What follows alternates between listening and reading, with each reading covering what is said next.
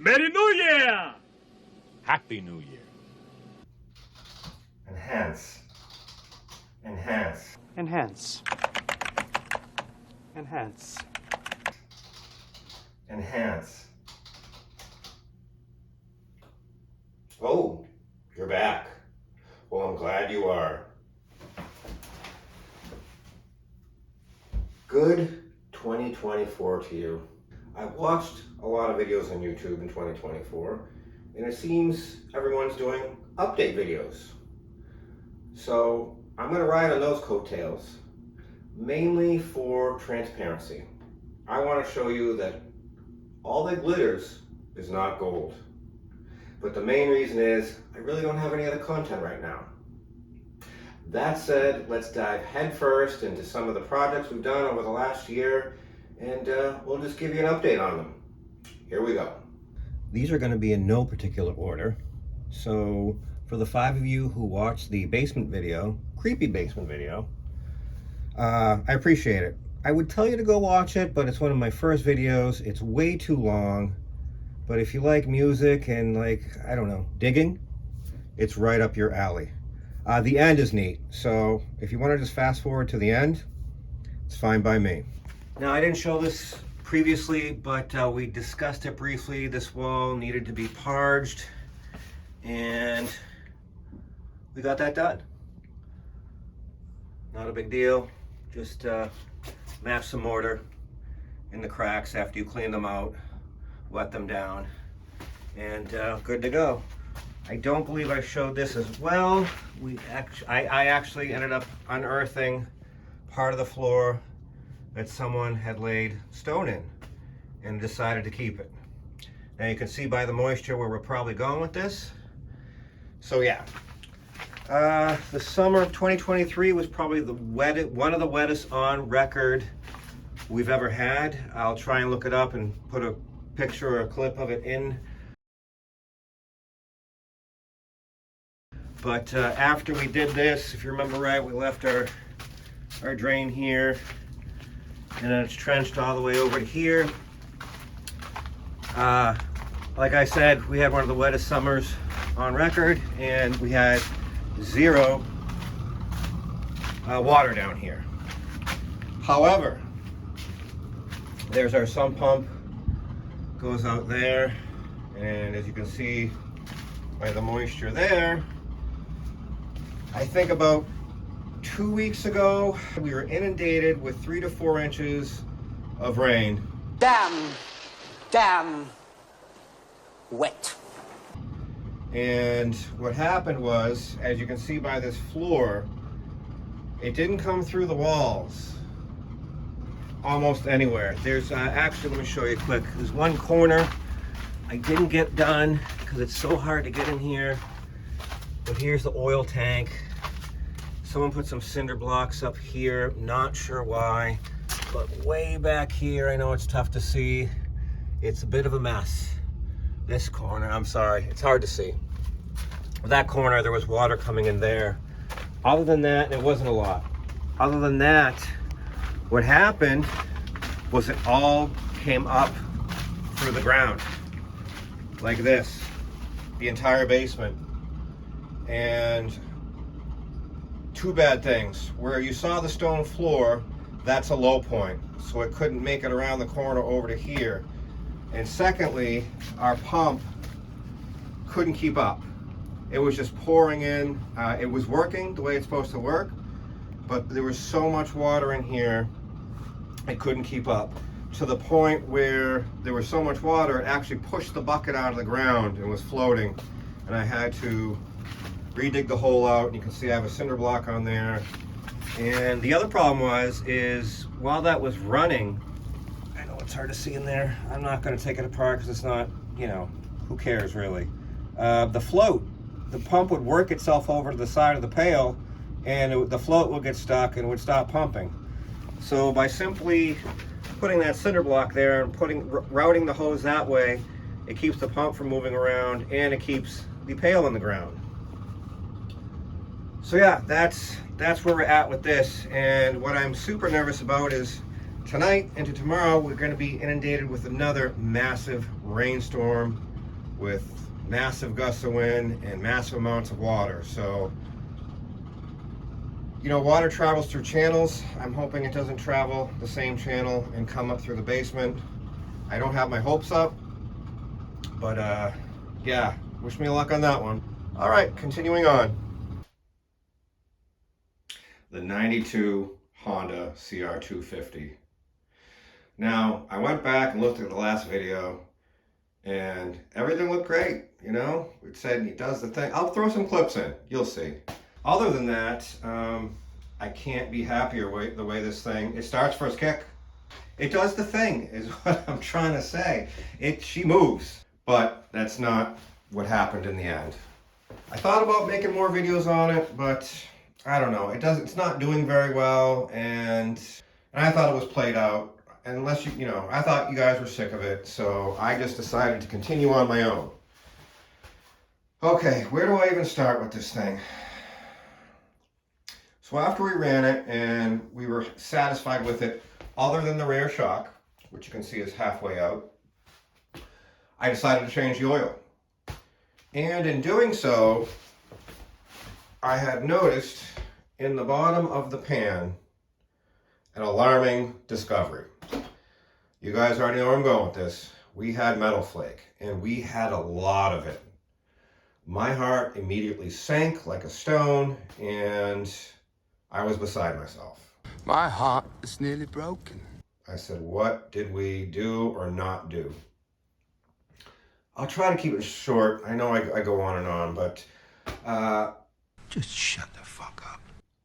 so what I found is, and I'll throw a clip in here, when we snapped that clutch spring bolt and then extracted the remainder of the bolt that was still in the clutch, whatever part, you know, pressure plate, I think it's the pressure plate, or the basket. I think it bolts into the basket itself. Sure, that sounds good.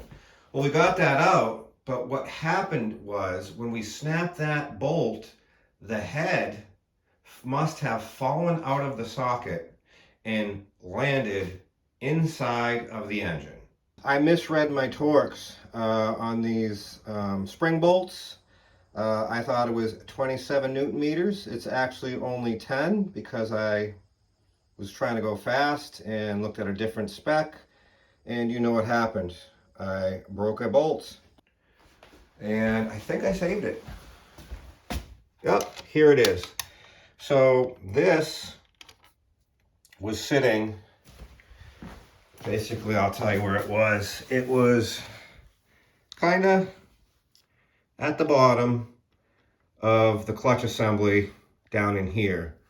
And then I could see, when I've had this back off, and we'll get into that, you could see all sorts of marring up here from when this was moving around inside the engine and making all that metal flake.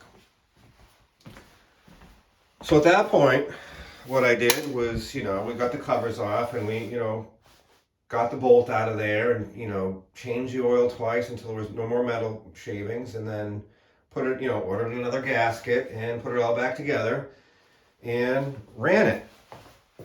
Well, when I ran it the next round, it wasn't running great.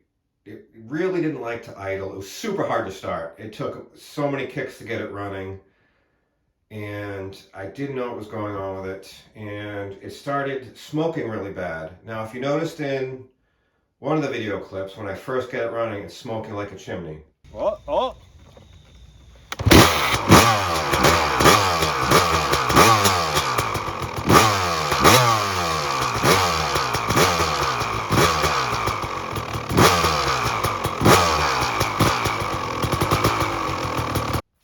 Now, it's something I didn't show, but this pipe was full of oil because I believe it had the wrong main jet in it. It had a 180 and we went down to a 170 and it was super rich, and for whatever reason, you know, oil was just, it was full is what I'm trying to say, and I thought that's why I was smoking so bad.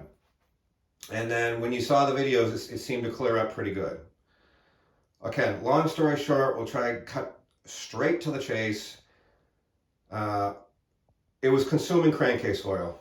I then drained the oil again, and it holds about a quart. Only a half quart came out. So again, my heart sank again. I can't take anymore. And there's only one of two things that can cause this. You either have a bad rear main, not rear main, I'm sorry, I'm getting on the car thing. Your right side crank seal, or the case half gasket where it meets the cylinder and basically separates the transmission from the crank area, however you want to say it. So of course we started simple and went with the crank seal on the right side. Sorry, I'm losing my train of thought. And let me see if I can find it. Sorry about the noise. Don't know what I did with it. Hopefully it's right in this box of extras and wrongs and oh my gods, and let's see what I did with it here.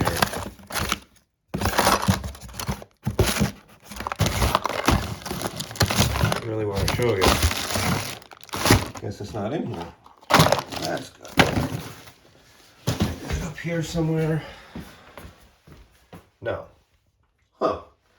Well, I don't know what I did with it, but on the, if you know these bikes, on the right crank seal, there's a collar. It doesn't ride on the crank, it rides on the primary drive gear collar. Well, that collar had a ridge in it from it was probably the original one, but it had a real groove in it. So I said, okay, we had a brand new seal, maybe it's the collar. Ordered the collar for 50 bucks. Changed out the seal, changed out the collar, put that back together. Had the same scenario, changed the, refilled it with oil, and basically the same thing was happening. It was smoking like a chimney, hard to start, and long story short, it was the case gasket. So this motor has been back out, stripped all the way back down, split the cases, and I don't know what happened, because most of the gasket sealed. I use gasket maker both sides and the gasket. According to the manual, you don't need any gasket maker, just the gasket. According to online, everyone says use gasket maker. After 30, what is this thing, a 92? After 31 years, those case halves are worn. They're not perfectly flush, straight, the surfaces are all over the place. My gut told me to use gasket maker, so that's what I did. So between the crank and the transmission, we had oil on both sides of the gasket and oil on the gasket maker on both sides, meaning it never sealed. Not sure why, but that was our problem. That's where all the oil was coming from. And when I took it apart, the crank area was just full of oil. So again, this was in pieces. Then I ordered another gasket kit, and we had a big decision. Do we now use gasket maker? Do we not? So we did, and we got it all back together. We still haven't run it. I went ahead and I took a big gamble. I have a rear shock used coming from a 91. It should be here Thursday. And yeah, we're gonna just hope and pray. This time I let the head stay off of it. I followed the instructions, finger tight for an hour, then torque it down. The torque's nothing on the crankcase bolts. I mean, the case half bolts, I don't think it even gives a spec. I had to look it up.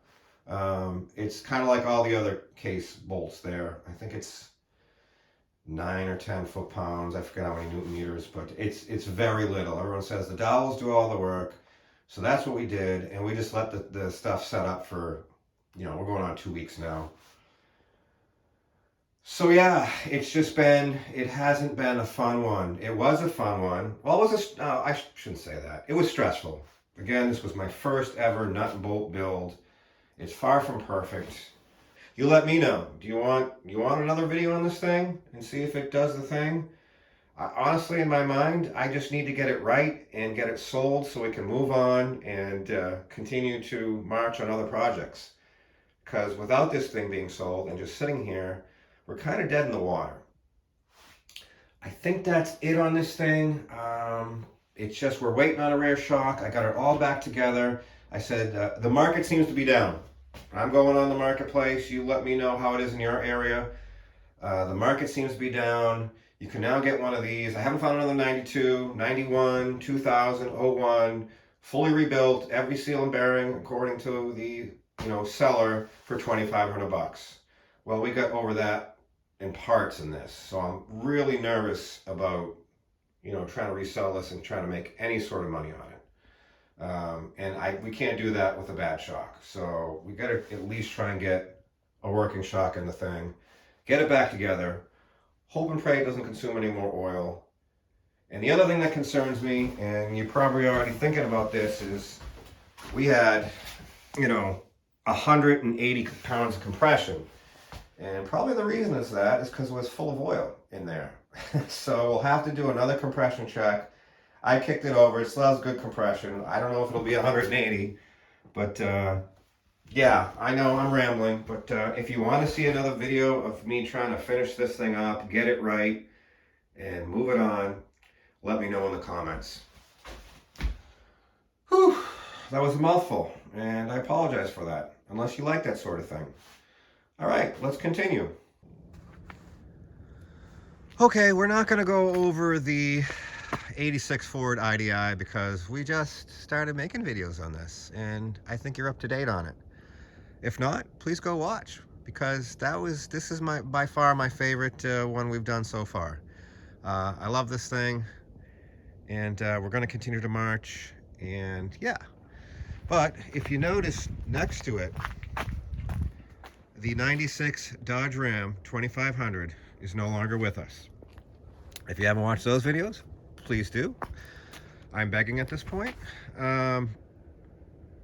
We sold it, and I would not give myself the title of Salesman of the Year. I pretty much stink at it. But we didn't have to put a front end in it. And if you saw the video, you know what I'm talking about. And we actually made a healthy profit on it for the first time ever. Not ever, but I was very pleased with what I did to it and what I paid for it and what I moved it on for. I honestly couldn't believe how much money I got for it. And that allowed us to go to the pig farm and pick up this one. So that's good. So that's easy peasy. Dodge moved on. I like working on it. I would do it again. Probably not a Dodge. Well, who knows? You never know. It is based on money and what's out there. It's bang for the buck is what I'm trying to say. All right, the next update would be the 1980 Popular Science Earth House. I'm pretty embarrassed to show this thing because it is in a wretched state. I am considering trying to mill my own lumber and rebuild it by milling my own lumber. I'm trying to source logs from tree companies to have them dropped off here and just buy a cheap chainsaw and cheap, guide and make some content or cutting up some wood and see if we can try and make a new structure with, our own two hands and just do everything ourselves is what I'm trying to say. Because again, lumber is just out of control. I don't know if I talked about this on the channel, but I picked this snowblower up for 60 bucks. It is a Jacobson 2-stage Imperial 26. That's great, we can both read. It has a Tecumseh on it, I believe. And I believe I don't know if this is like a Briggs & Stratton, where the model number, the second set of numbers, the first two is year. So this one has a 7 and a 5. So I'm guessing it's a 75, but I don't know that for a fact. If you know, let me know. So again, paid 60 bucks for this. Just found it on probably Marketplace. I don't even remember. And the fuel tank had a pinhole in it. I tried to JB weld it. It did not work. And I found what appeared to be the one and only tank on eBay. It was only like 25 bucks. And I just cleaned it up, painted it quick, and ended up needing a carburetor. Hard to see in there. See some shiny new metal. Let's see if we can see it under here. So yeah, I threw a carburetor at it. I didn't buy a cheap Chinese one. This was a $100 carburetor off a small engine site. Don't remember which one. The crazy thing is that jet needle, that's the main jet needle adjustment, I believe. Correct me if I'm wrong. You get it dialed in. So the thing runs and works, and obviously I used it today. You get the thing dialed in. That adjustment, sorry, is so touchy. You look at it the wrong way and it changes. So this thing will run amazing for 5 to 6 minutes, and then it'll start to fart and, wouldn't say bog, but you can tell it's not at full power. You go under there and just not even barely touch the screw, and you just one way or the other, can't remember counterclockwise or clockwise, and it changes it, and you hear the thing surge and it comes right back to power. And then again, you'll run it for 6 minutes and it'll run amazing. All of a sudden it'll start to, not run great again, and you go under there, and I don't know, I haven't decided if I'm just keep going back and forth. I'm assuming I'm going back and forth. So the only thing I can think of is the vibration is causing the screw to move, and that spring that you saw isn't firm enough and putting enough resistance on the screw, so the screw's moving. I don't know, but I've never run into that, and I thought that was interesting enough for you to know about it. If you ever run into that, let me know. It runs pretty good for how old it is. Other than the carburetor and the fuel tank, that's all I've done to it. I wouldn't be surprised if these are the original tires. Look at that dry rot. Amazingly, I can't remember which one. It might be that one. Holds air, doesn't leak. The other one holds air but leaks, but it takes a while for it to leak out. The starter was working, but then it ceased to function. I have not pulled it off to try and see if we get it working again. Again, that's all I've done. But yeah, it ran. This is the first time I've used it. I bought it last year. It didn't snow, and so this is my first time using it, and it works well for how old it is until that screw moves. And it's not a big deal. You just reach under there with your hand and just barely breathe on that screw, and it puts it back to where it wants to be. I don't know if I try and find a stiffer spring, but yeah, there's that part of the going over of stuff. Let's move on. Other than that, we had 2 snowmobiles. We have since sold the '88 Arctic Cat Cougar. Made a profit on that, so that was good. Our tiller is still here. We'll fire right up, it does the till thing, and in the spring we'll use it and see if it does the thing still. That was a good, I like doing that one. That one's fun. These other tillers I haven't featured, but that's an old 60s Han antique. Runs, does the thing. That's an old Craftsman back there. Runs, does the thing. Riding lawnmower. I wish I did a video on this just because this thing shouldn't run at all. It was so corroded, so rotted. The mouse urine literally rotted the fins, the cooling fins off the engine. And every time I use this thing, it just makes me laugh because it literally should not run. We just have one last thing to mention, and we'll get into that in a second here. We finally got some significant snowfall after 2 years. So I don't know if you can see it, because I can't, because I'm blinded by the light. That says about 7 inches here in Massachusetts, and yeah, it's pretty awesome. There's the old 86 covered in snow, and pretty cool. So the plan was I was going to be like the masses and do an update video for the new year, and then at the end we were just going to hop on the old 74 Cheetah and just ride around the field and make a video. This was yesterday, and unfortunately, even though you can see some tracks here, it didn't go according to plan. And I wasn't even going to make this video after being severely discouraged, but let's just go take a peek where we're at. Here she is. It does start and run. We had our homemade, you know, camera holder, number one. Let's call it number one because we never did it before. Just some Velcro and some zip ties, and yeah, so again, we were just going to take a scoot at this at the end of the update video. Well, on the last video, a subscriber or viewer, I don't know if he's a subscriber, I got a comment. And I don't know if you remember, we were doing the suspension on this thing, that piece that was broken, that I don't even really know what it does. Again, if you haven't seen any of the snowmobile videos, I've never owned snowmobiles in my life. I bought 2 in a package deal. This was one of them. We have since sold the other one, and this is a 74 Arctic Cat Cheetah 340 Kawasaki engine, excuse me. Anywho, so we fired this thing up a few days before, knowing we were going to get snow, so I would be ahead of the game, have a game plan for once in my life. And back to the subscriber and or viewer, he noticed it, said, hey, one of these, you know, your sled's only running on 1 cylinder. And I wrote back, thanks for the view. Being truly a master of none, what did you hear or see? Help me out. I think it was Hank G, Henkeg. And I never heard back from him. So the only things we changed on this, I think we put new plugs in it. We had intermittent spark, and under that cover, weirdly enough, this came with CDI.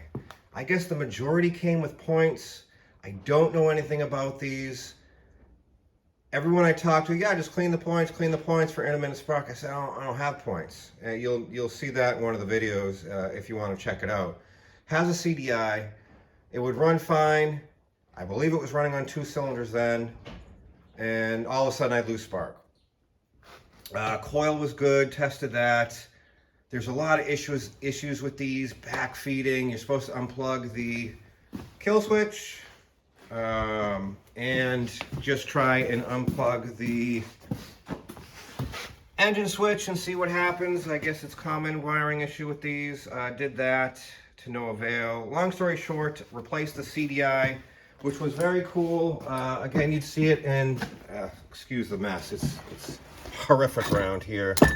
Where is it? Anyways, finding a CDI for a 74 Cheetah wasn't easy, especially since it normally has points. Here's the old one. I literally found new old stock. Brand new in the package, old CDI for this engine. Put it in, thing fired right up, have never lost spark since. I know I'm getting ahead of myself. I'm just trying to explain the whole story. Let's go on the, oh, there it goes. The focus with the sun is going to be an issue. So let's go back to the other side. So I know I'm rambling. I'm just trying to gather my thoughts as we go here, as we fly off the cuff and try and explain this thing. It is only running on 1 cylinder. I tried to attempt to ride it yesterday, and in here, you know, up on the strap over there, I don't know if you can see it, with not under a load, it would run pretty good. I thought we were all set. As soon as I tried to scoot it out the door there, under a load, it just kind of bogged, and that wouldn't catch, and then it would bog, and then it wanted choke, then it wanted half choke, and I probably rode it for about 10 minutes, and if I kept it like half to full throttle, it went pretty good, but it seemed a bit down on power, but not crazy. So I wasn't convinced it was running on 1 cylinder, but long story short, it is. It is not running on the, if you're looking at it this way, the left cylinder. I think some people call it the PTO side. So this is where we're at. We swapped plugs. That didn't work. Start simple, right? We have a foul plug. Wasn't a foul plug. Let's even back up. Do we have spark? Great spark on both cylinders, equal, identical spark on both cylinders. Swap spark plugs, no difference. Swapped coil wires, no difference. I do have the manifold off because the reason I found this out is because I put a heat gun on the two exhaust ports with the exhaust manifold over here, and which is this guy right here, and I had 50 degrees over here and 1,000,000 degrees over here. Here's the old heat gun. So I would try to swap stuff, see if it changed, see if we got heat on this cylinder. I did not. I took this out hoping to find a restriction. It is clear as a bell. The muffler is clear as a bell. There was a lot of carbon buildup right around the ports there, but nothing crazy for a 30, no, how old is this thing? 74, 49-year-old machine. At that point, I did a compression check. Yeah, I should have done this with you guys. I thought about it and I was frustrated, so I just kept going. And then I finally decided, hey, you should probably, maybe you want to record this and share it with the world. Sure, why not? So we took our compression tester and plugged that in, key off, full throttle. We had 150 PSI, identical on both cylinders. So, you know where I'm going with this, right? Great spark, both cylinders. Swapping everything didn't change anything.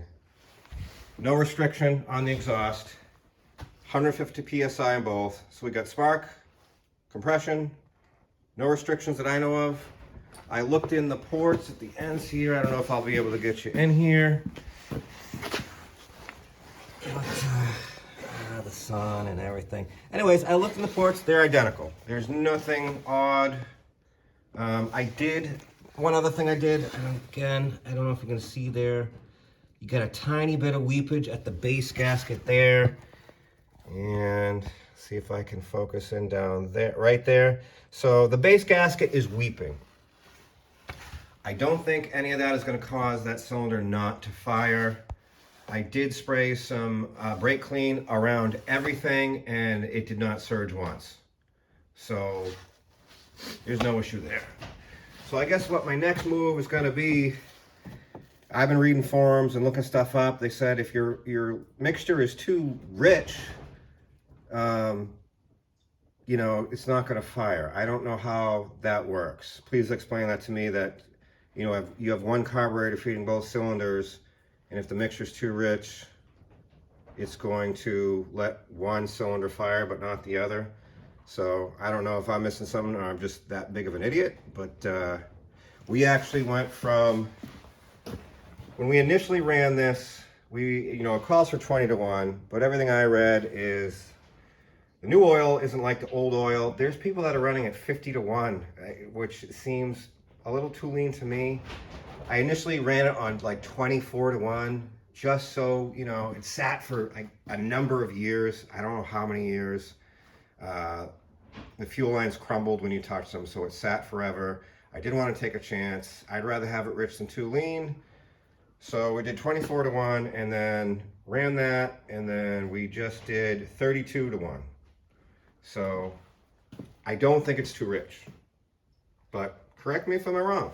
I don't know what I'm doing. I don't even know what I'm looking at. First snowmobile ever. I don't know if there's anything goofy about these.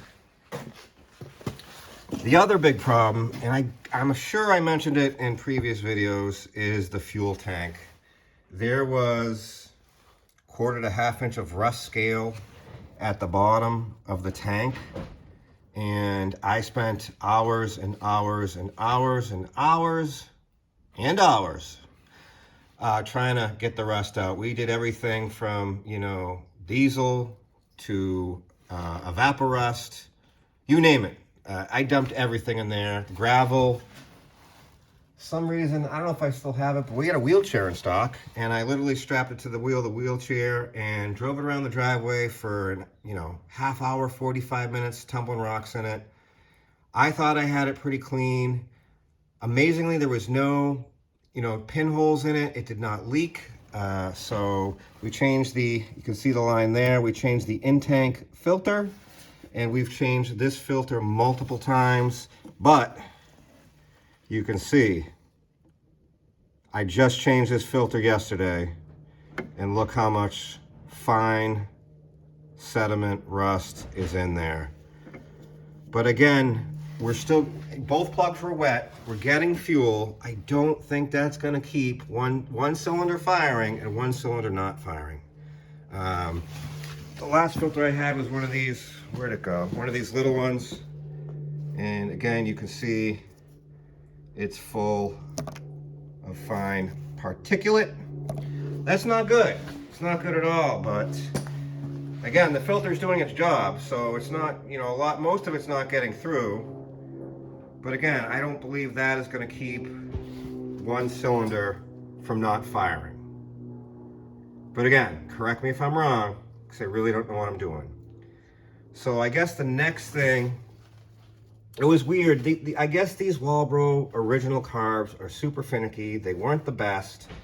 You got a high idle screw and a low idle screw, and you know, the pump for the fuel is in the carburetor, and it's integrated into that. I don't know a lot about them, but I think that's coming off next to see how much rust has gone through and if there's anything wrong in here. We did rebuild on the carb. I did buy a carb kit. It was insanely expensive. It was like $70, and it didn't come with much. So I'm afraid to tear back into it, and there's diaphragms and all sorts of doodads in here, and I just don't want to rip anything. I don't want to buy the kit again, is what I'm trying to say. But I don't know what else to do at this point besides take this carburetor off and see what's going on. I'm basically at a loss.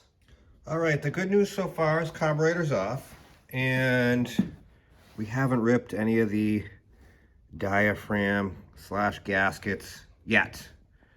I am not a carburetor aficionado. I struggle with these, especially this goofy one. I'm not sure what I'm looking at or how it works, to be quite honest with you. People say carburetors are easy. I don't agree. In my experience, are super finicky, and I don't know. They're not easy in my mind. People say they're super easy. I don't think they're that easy. But I'm not one to critique or really give my opinion, because I'm the master at struggling. I'm a struggler, okay? I don't know a lot about it. That's what I'm trying to tell you. The bad news is that's what came out of the carburetor. This was clean, and that's what came out for fuel. Not good. That is definitely not helping our cause. And then on here, which piece was it? This piece, I wanted to show you, but where'd it go? What happened? I'm not sure. Did I pick that up? And anyway, there were water droplets on the inside. You could see them clear as day, and now I might have just picked that up and they ran off. But yeah, there's moisture inside of here for some reason, and I don't know why that is.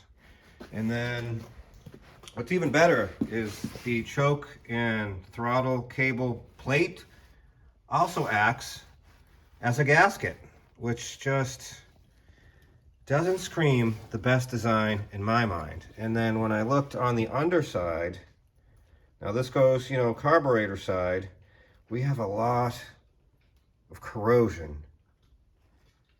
And I would have thought I would clean that. I'm pretty sure I did.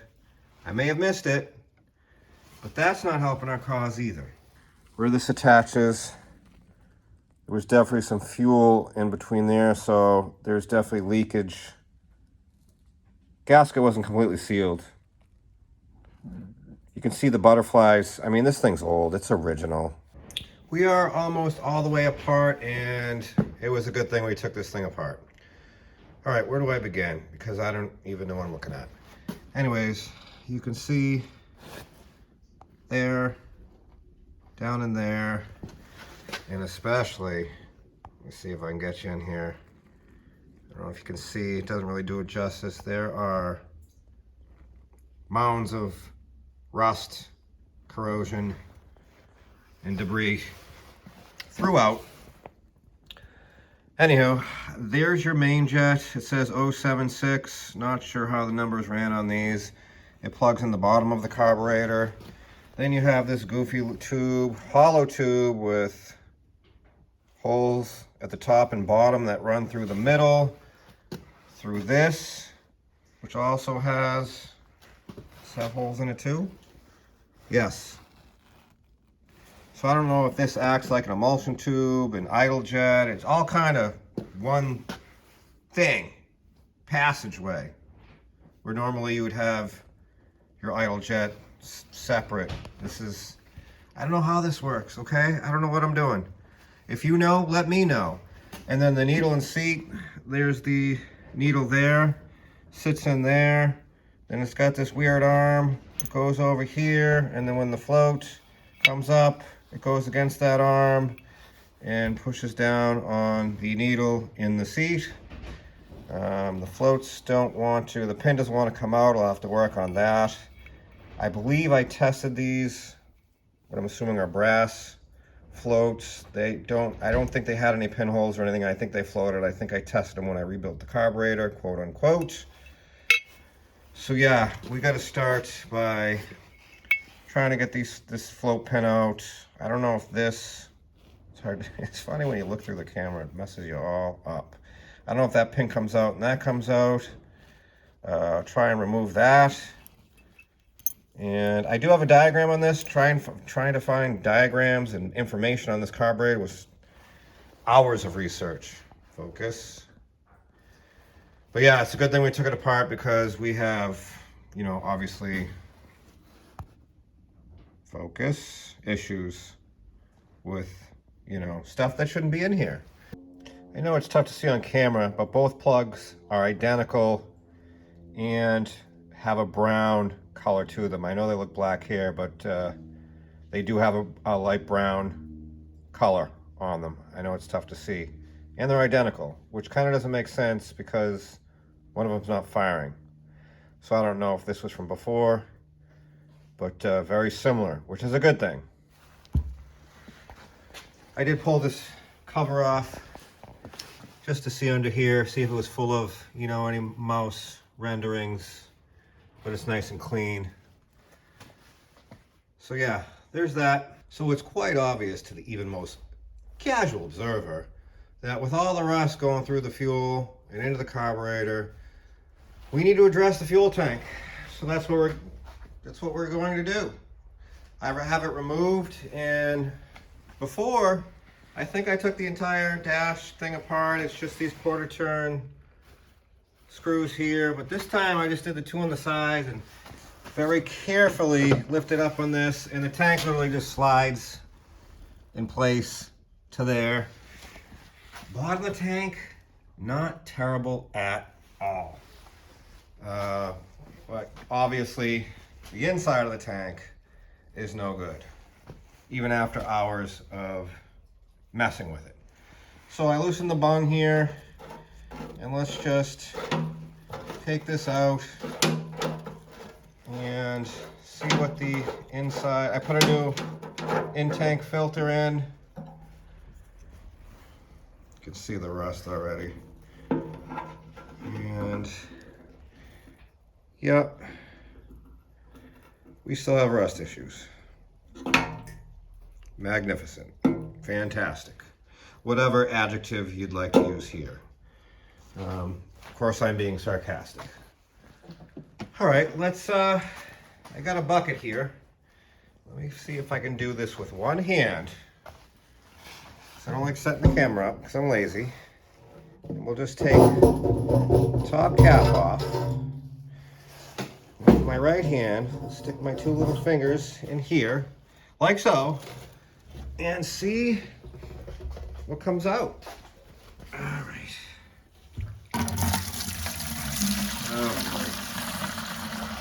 Oh.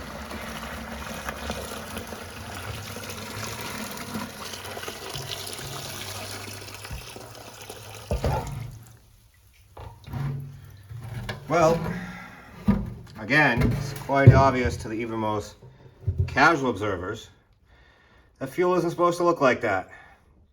It should be more on the clear, well, not clear, it's a mixed fuel, it's pre-mixed, so. It shouldn't be that color, is what I'm saying. It shouldn't look like the inside of a septic tank. The color of shit. So, what do we try? Put it down in the comments. Do we do another round of evaporust? I know we could seal the inside of the tank. That works sometimes, but not always. I'd rather not go down that path, because once that stuff gets in there, if it's not perfect, it's not going to be good. Let's see if we can. Oh, look at the lights right there. Look how much rust is still sitting. Can you see that? Let me just stick my finger in here. Oh my Lord. Wow. How is there still that much rust in there? I spent hours on this. Where is it coming from? Do I get the pressure washer in there? What do I, you can see, you can see some clear spots there. You still got, wait, oh boy, oh boy, oh boy, oh boy. I can feel just like a lot. Wow. There's a lot of that in there still. All right, well, we'll have to come up with a plan with that. Put it down in the comments. What would you do? Yeah, easiest thing to buy another tank. Try and find one. You can find part sleds with these. I've seen them on the marketplace. But the odds that they're going to be any better than this tank, not in your favor. I found one new tank online. One had lightning bolts on the side for some reason. The seller was asking $400.